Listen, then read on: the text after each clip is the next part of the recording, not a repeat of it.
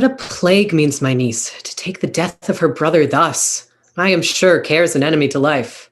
By my troth, Sir Toby, you must come in earlier nights. Your cousin, my lady, takes great exceptions to your ill hours. Why let her accept before accepted? Aye, but you must confine yourself within the modest limits of order. Confine? I'll confine myself no finer than I am. These clothes are good enough to drink in, and so be these boots too. And they be not, let them hang themselves in their own straps. That quaffing and drinking will undo you. I heard my lady talk of it yesterday, and of a foolish knight that you brought in one night here to be her wooer. Who? Sir Andrew Agacheek? Aye, he. He's as tall a man as any's in Illyria. What's that to the purpose? Why, he has 3,000 ducats a year. Aye, but he'll have but a year in all these ducats. He's a very fool and a prodigal. Fie that you'll say so. He plays with the vile de Gamboys and speaks 3 or 4 languages word for word without book, and hath all the good gifts of nature. He hath indeed almost natural. For besides that, he's a fool. He's a great quarreller.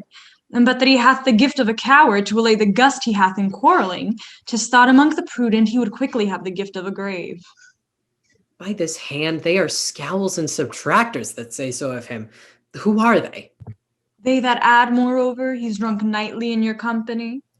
With drinking healths to my niece. I'll drink to her as long as there is a passage in my throat and drink in Illyria. He's a coward and a coistrel that will not drink to my niece till his brains turn o' the toe like a parish top. What, wench? Castiliano Vogo, for here comes Sir Andrew Agaface. Sir Toby Belch! How now, Sir Toby Belch? Sweet Sir Andrew. Bless you, fair shrew. And you too, sir. Accost, Sir Andrew, accost. What's that? My niece's chambermaid. Good mistress, accost. I desire better acquaintance. My name is Mary, sir. Good mistress Mary, accost. You mistake, knight. Accost is front her, board her, woo her, assail her. By my troth, I would not undertake her in this company. Is that the meaning of accost? Fare you well, gentlemen. And now let part so, Sir Andrew, would thou mightst never draw sword again. And you part so, mistress, I would I might never draw sword again. Fair lady, do you think you have fools in hand? Sir, I have you not by the hand. Marry, but you shall have, and here's my hand. Now, sir, thought is free. I pray you, bring your hand to the buttery bar and let it drink. Wherefore, sweetheart, what's your metaphor? It's dry, sir. Why, I think so. I am not such an ass, but I can keep my hand dry. But what's your jest? A dry jest, sir? Are you full of them? Aye, sir, I have them at my fingers' ends. Mary, now I let go your hand. I am bearing. Oh, knight, thou lackest a cup of canary. When did I see thee so put down?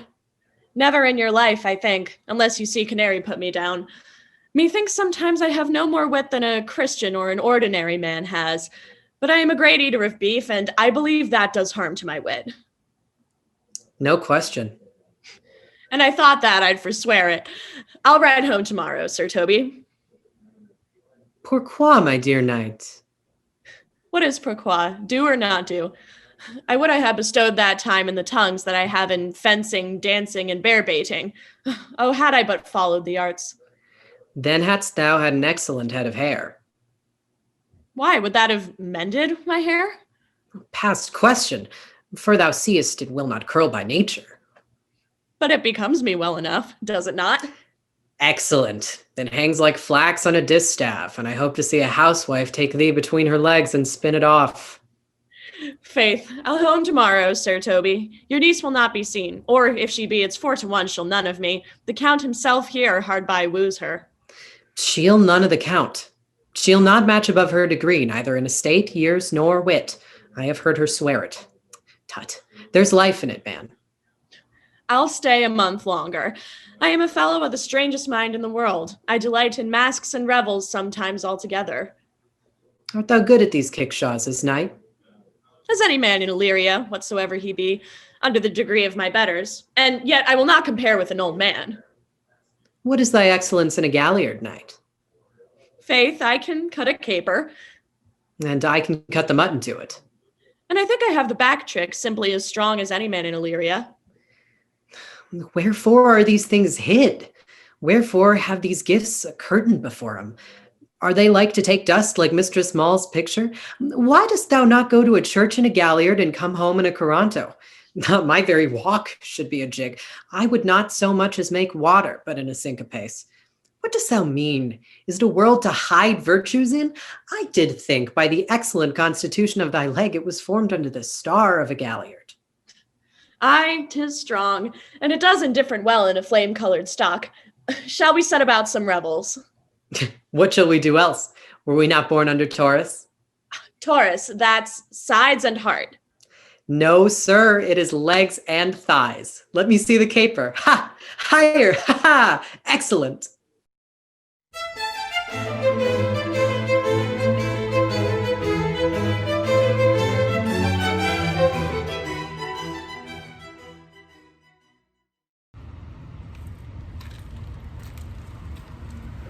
He jest at scars that never felt a wound. But soft, what light through yonder window breaks? It is the east, and Juliet is the sun. Arise, fair sun, and kill the envious moon, who is already sick and pale with grief, that thou her maid art far more fair than she. Be not her maid, since she is envious. Her vestal livery is but sick and green, and none but fools do wear it. Cast it off. It is my lady, oh, it is my love. Oh, that she knew she were. She speaks, yet she says nothing. What of that? Her eye discourses, I will answer it. I am too bold, 'tis not to me she speaks. Two of the fairest stars in all the heaven, having some business, do entreat her eyes to twinkle in their spheres till they return. What if her eyes were there, they in her head? The brightness of her cheek would shame those stars, as daylight doth a lamp. Her eyes in heaven would through the airy region stream so bright that birds would sing and think it were not night. See how she leans her cheek upon her hand. Oh, that I were a glove upon that hand, that I might touch that cheek. Ay me. She speaks. Oh, speak again, bright angel, for thou art as glorious to this night, being o'er my head as it is winged messenger of heaven onto the white upturned wondering eyes of mortals that fall back to gaze on him when he bestrides the lazy pacing clouds and sails upon the bosom of the air. O Romeo, Romeo, wherefore art thou Romeo? Deny thy father and refuse thy name, or if it thou wilt not be but sworn my love, and I'll no longer be a Capulet. Shall I hear more, or shall I speak at this? 'Tis but thy name that is my enemy. Thou art thyself, thou not a Montague. What is a Montague? Is it nor hand, nor foot, nor arm, nor face, nor any other part belonging to a man? Oh, be some other name. What is in a name? That which we call a rose, by any other name would smell as sweet. So Romeo would, were he not Romeo called, retain that dear perfection which he owes without that title. Romeo doth thy name, and for that name which is no part of thee, take all myself. I take thee at thy word, call me but love, and I'll be new baptized. Henceforth I never will be Romeo. What man art thou that thus be screened in night, so stumblest on my counsel? By a name I know not how to tell thee who I am. My name, dear saint, is hateful to myself, because is it an enemy to thee? Had I it written, I would tear the word. My ears have not yet drunk 100 words of that tongue's utterance, yet I know the sound. Art thou not Romeo and a Montague?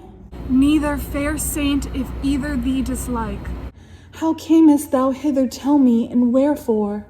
The orchard walls are high and hard to climb, and the place death considering thou art, if any of my kinsmen would find thee here. With love's light wings did I o'er-perch these walls, for stony limits cannot hold love out.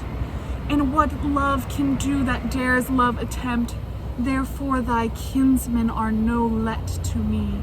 If they do see thee, they will murder thee. Alack, there lies more peril in thine eye than 20 of their swords. Look thou but sweet, and I am proof against their enmity. I would not for the world they saw thee here. I have night's cloak to hide me from their sight, and but thou love me and let them find me here. My life were better ended by their hate than death pursued wanting of thy love. By whose direction found thou out this place? By love, who first did prompt me to inquire. He lent me counsel and I lent him eyes.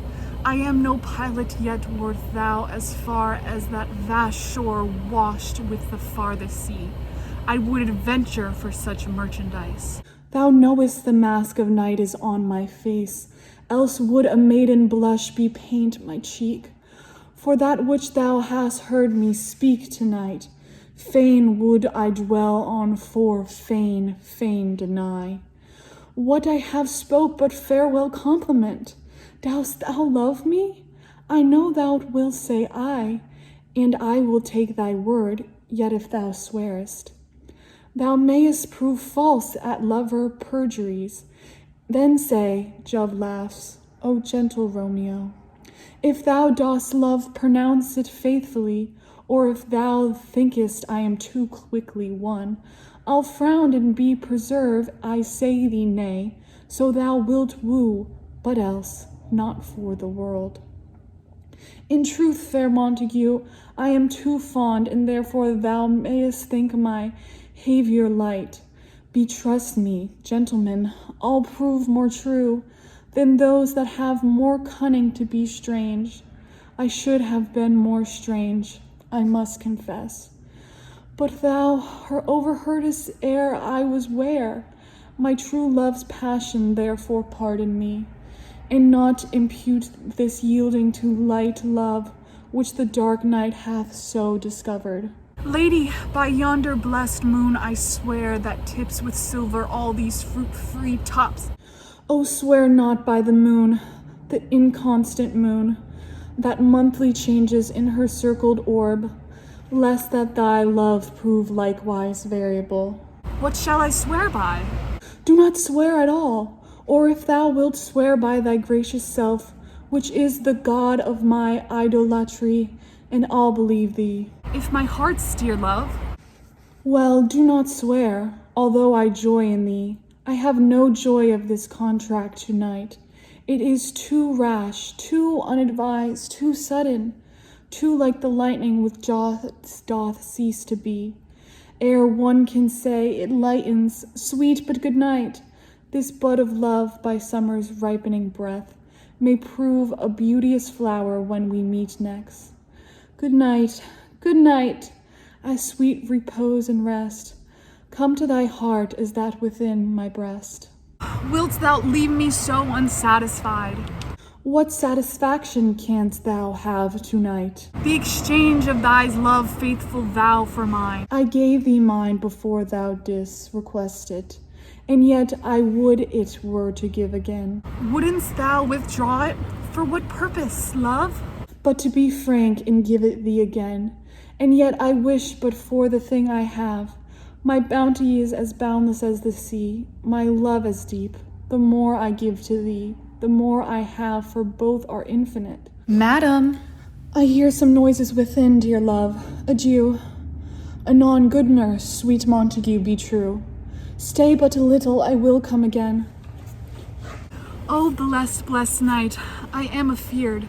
Being in night, all this is but a dream, too flattering sweet to be substantial. 3 words, dear Romeo, and good night indeed. If that thy bent of love be honorable, thy purpose marriage, send me word tomorrow, by one that I'll procure to come to thee, where and what time thou wilt perform the rite, and all my fortunes at thy foot I'll lay, and follow thee, my lord, throughout the world. Madam! I'll come anon, but if thou meantest not well, I do beseech thee. Madam! By and by I come to cease thy suit and leave me to my grief. Tomorrow I will send. So thrive, my soul. 1,000 times. Good night. 1,000 times the worse to want thy light. Love goes toward love as schoolboys from their books, but love from love toward school with heavy looks. Hist, Romeo, hist! Oh, for a falconer's voice to lure this tasseled gentle back again. Bondage is hoarse and may not speak aloud, else would I tear the cave where echoes lie, and make her airy tongue more hoarse than mine, with repetition of my Romeo's name. It is my soul that calls upon my name. How sweet silver sound lovers' tongues by night, like softest music to attending ears. Romeo! My dear, At what o'clock tomorrow shall I send to thee? at the hour of 9. I will not fail. 'Tis 20 years till then. I have forgot why I did call thee back. Let me stand here till thou remember it. I shall forget to have thee still stand there, remembering how I love thy company. And it'll still stay to have thee still forget, forgetting any other home but this. 'Tis almost morning. I would have thee gone, and yet no further than a wanton's bird, who let it hop a little from her hand, like a poor prisoner in his twisted gyves, and with a silk thread plucks it back again, so loving jealous of his liberty. I would I were thy bird. Sweet, so would I, yet I should kill thee with much cherishing. Good night, parting is such sweet sorrow, that I shall say good night till it be morrow. Sleep dwell upon thine eyes, peace in thy breast. Would I were sleep in peace, so sweet to rest. Hence will I to my ghostly father's cell, his help to crave and my dear hap to tell.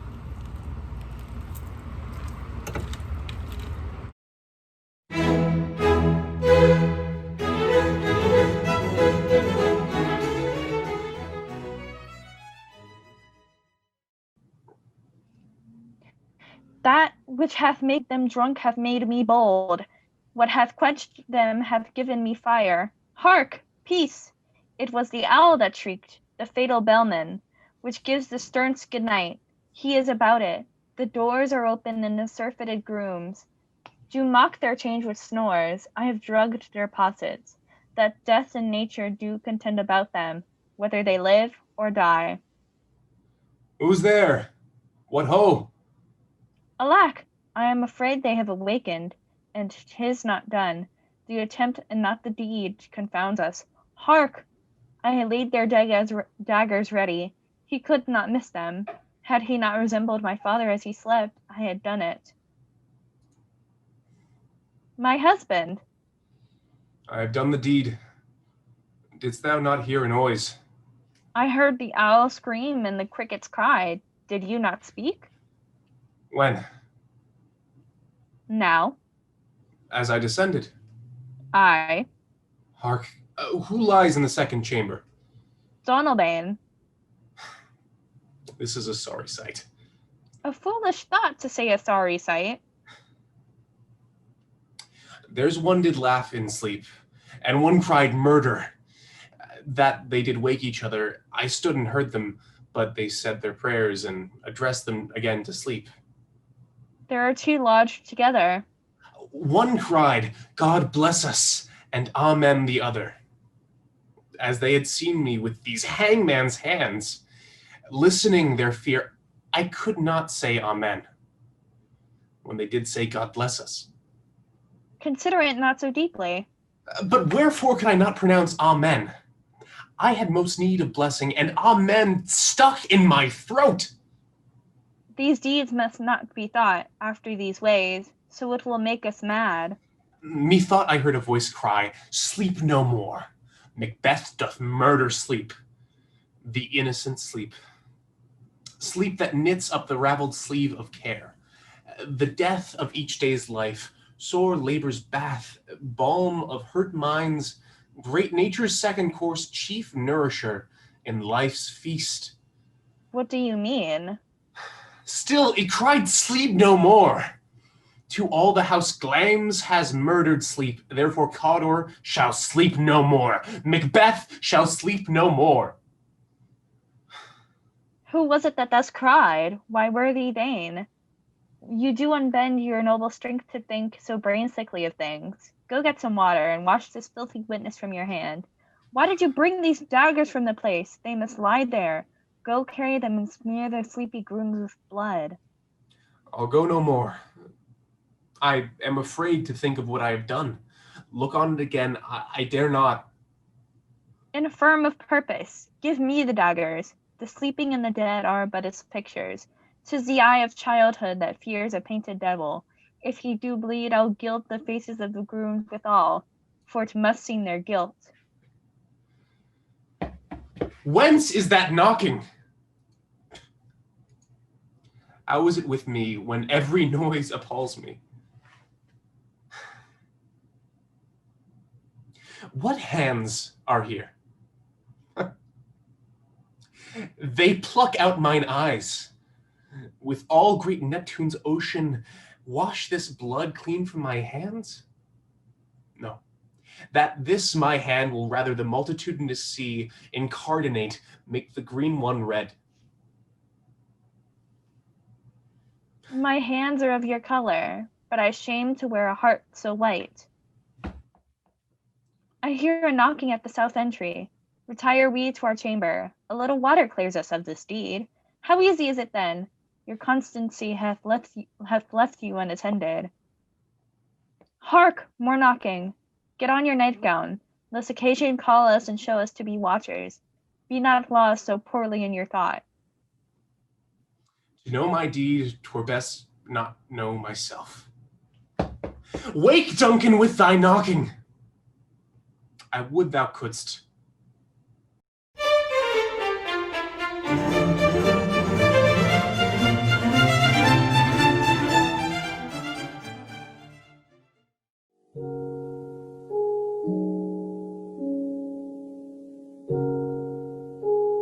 What, shall we stab him as he sleeps? No. Then he will say 'twas done cowardly when he wakes. When he wakes? Why, fool, he shall never wake till the judgment day. Why, then he will say we stabbed him sleeping. The urging of that word judgment hath bred a kind of remorse in me. What, art thou afraid? Not to kill him, having a warrant for it, but to be damned for killing him, from which no warrant can defend us. I thought thou hadst been resolute. So I am, to let him live. Remember our reward when the deed is done. Zounds, he dies. I had forgot the reward. Where is thy conscience now? In the Duke of Gloucester's purse. So when he opens his purse to give us our reward, thy conscience flies out. Let it go. There's few or none will entertain it. How if it come to thee again? I'll not meddle with it. It is a dangerous thing. It makes a man a coward. A man cannot steal, but it accuseth him. He cannot swear, but it checks him. He cannot lie with his neighbor's wife, but it detects him. 'Tis a blushing, shamefast spirit that mutinies in a man's bosom. It fills one full of obstacles. It made me once restore a purse of gold that I found. It beggars any man that keeps it. It is turned out of all towns and cities for a dangerous thing, and every man that means to live well endeavors to trust to himself and to live without it. Zounds. It is even now at my elbow, persuading me not to kill the Duke. Take the devil in thee mind and relieve him not. He would insinuate with thee but to make thee sigh. Tut, I am strong-framed. He cannot prevail with me, I warrant thee. Spoke like a tale fellow that respects his reputation. Come, shall we to this gear? Hark, he stirs. Shall I strike? No. First, let's reason with him. In God's name, what art thou? A man, as you are. But not as I am, royal. Nor you as we are loyal. Thy voice is thunder, but thy looks are humble. My voice is now the king's, my looks mine own. How darkly and how deadly dost thou speak? Your eyes do menace me. Why look you so pale? Who sent you hither? Wherefore do you come? To To murder me? I. You scarcely have the hearts to tell me so, and therefore cannot have the hearts to do it. Wherein, my friends, have I offended you? Offended us you have not, but the king. I shall be reconciled to him again. Never, my lord. Therefore, prepare to die. Are you called forth from out a world of men to slay the innocent? What is my offense? Where are the evidence that do accuse me? What lawful quest have given their verdict up unto the frowning judge? Or who pronounced the bitter sentence of poor Clarence's death?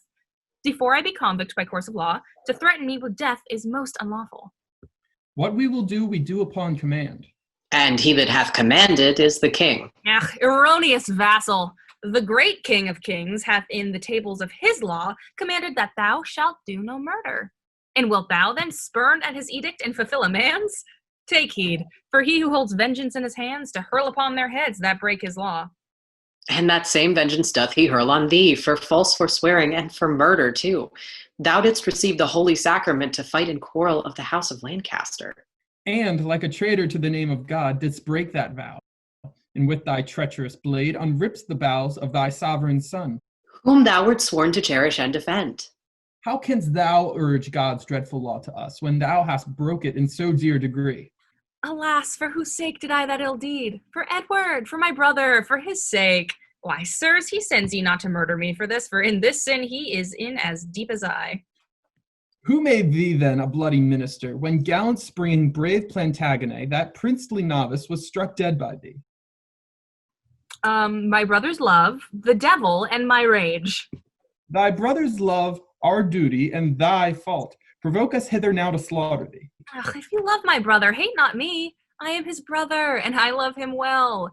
If you be hired for mead, go back again, and I will send you to my brother Gloucester, who shall reward you better for my life than Edward will for tidings of my death. You are deceived. Your brother Gloucester hates you. Oh, no, he loves me, and he holds me dear. Go you to him from me. Thou deceivest thyself. 'Tis he that sent us hither now to slaughter thee. It cannot be, for when I parted with him, he hugged me in his arms and swore with sobs that he would labor my delivery. Why, so he doth. Now he delivers thee from this world's thraldom to the joys of heaven. Make peace with God, for you must die, my lord. Hast thou that holy feeling in thy soul to counsel me to make my peace with God, and art thou yet to thy own soul so blind that thou wilt war with God by murdering me? Sirs, consider, he that set you on to do this deed will hate you for the deed. What shall we do? Relent and save your souls. Relent? 'Tis cowardly and womanish. Not to relent is beastly, savage, devilish. Which of you, if two such murderers as yourselves came to you, would not entreat for life? Look behind you, my lord. Take that and that, if all this will not do. I'll drown you in the mulsy butt within. A bloody deed and desperately dispatched. How fain, like Pilate, would I wash my hands of this most grievous guilty murder done. How now? What mean'st thou, that thou helpst me not? By heavens, the Duke shall know how slack thou art. I would he knew that I had saved his brother. Take thou the fee and tell him what I say, for I repent me that the Duke is slain.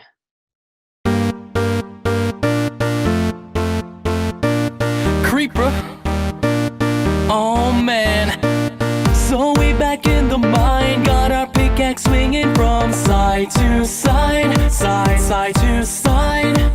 This task a grueling one, hope to find some diamonds tonight, diamonds tonight. Heads up, you hear a sound, turn around and look up. Total shock fills your body, oh no, it's you again. I can never forget those eyes. 'Cause baby,